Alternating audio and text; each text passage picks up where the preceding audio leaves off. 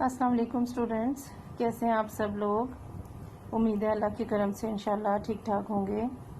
آئیے آج کے سبق کا آغاز کرتے ہیں۔ آپ سب کتابیں کھولیں، پیج نمبر 9۔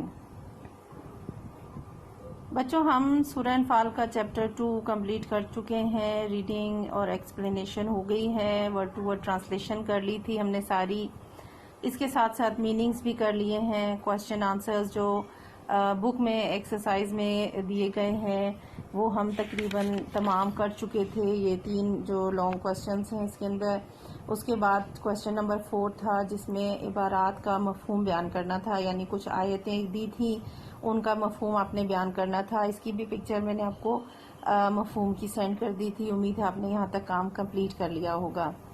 اب ہم اس چیپٹر کے شارٹ کوسچن آنسرز کریں گے، اور شارٹ کوسچن آنسرز کے لیے ایک تو چیز آپ ہمیشہ ذہن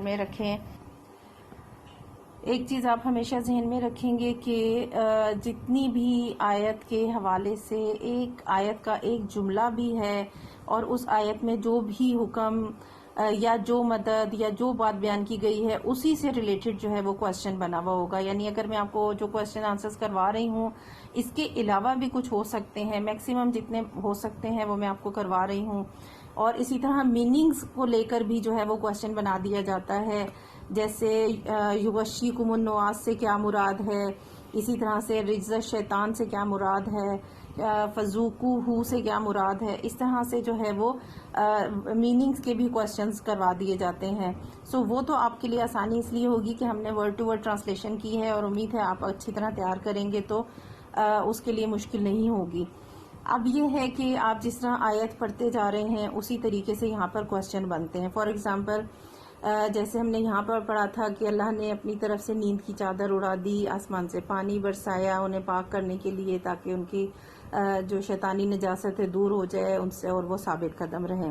اب اس کے لیے کوسچن کیا ہوگا یہاں پر کہ غزوہ بدر میں اللہ تعالیٰ نے ان آیات میں غزوہ بدر میں اللہ تعالیٰ نے کن انعامات کا ذکر کیا ہے۔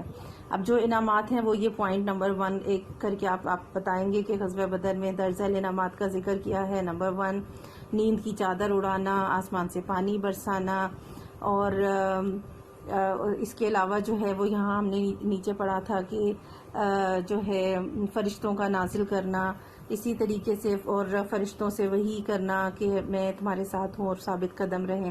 تو یوں جو ہے وہ آپ یہاں پر یہ چیزیں جو ہے وہ آنسر کی شکل میں دے دیں گے۔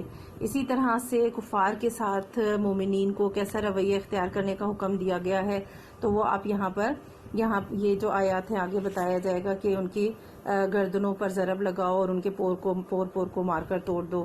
اسی طرح سے کفار کو یہ سزا کیوں دی گئی تھی، تو آپ یہاں پر یہ والا آنسر دیں گے کیونکہ ذالک بانہم شاقوا اللہ ورسولہ، کیونکہ انہوں نے اللہ اور اس کے رسول کی مخالفت کی تھی، نافرمانی کی تھی۔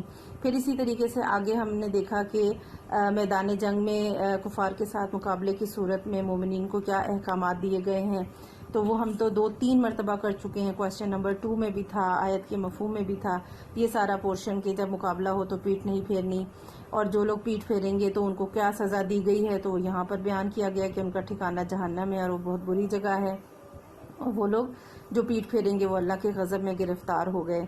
اسی طریقے سے آگے جو ہے وہ مزید کون سی صورتیں ہیں جن میں مسلمانوں کو پیٹھ پھیرنے کی اجازت دی گئی ہے، تو وہ 2 صورتیں آپ بتائیں گے۔ درج ذیل 2 صورتوں میں میدان جنگ سے پیٹھ پھیرنے کی اجازت ہے، جنگی چال کے طور پر یا اپنی جماعت سے جا ملنے کے لیے۔ تو ہر آیت آپ دیکھیں گے جیسے جیسے آپ آیت کو پڑھتے جائیں گے اور ہر آیت کا ایک کوسچن بنتا جائے گا۔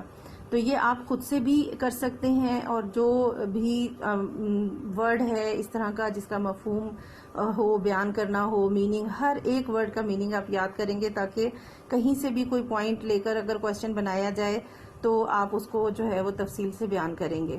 شارٹ کوسچن آنسرز ہوں گے تو آپ شارٹلی بتائیں گے جس طرح سے پوچھا گیا، اور جیسے ابھی میں نے آپ کو بتایا کہ ہر آیت کے حوالے سے ایک کوسچن بن جائے گا اور اس کا آنسر اسی کے ترجمے سے۔ لیکن جب ہم آنسر لکھتے ہیں تو یہ بات ذہن میں رکھیں کہ ہم نے وہاں اس کا ترجمہ نہیں لکھنا ہوتا، بلکہ اس آنسر کو اپنے الفاظ میں سیٹ کر کے آپ نے وہ آنسر دینا ہوتا ہے. ٹھیک ہے جی.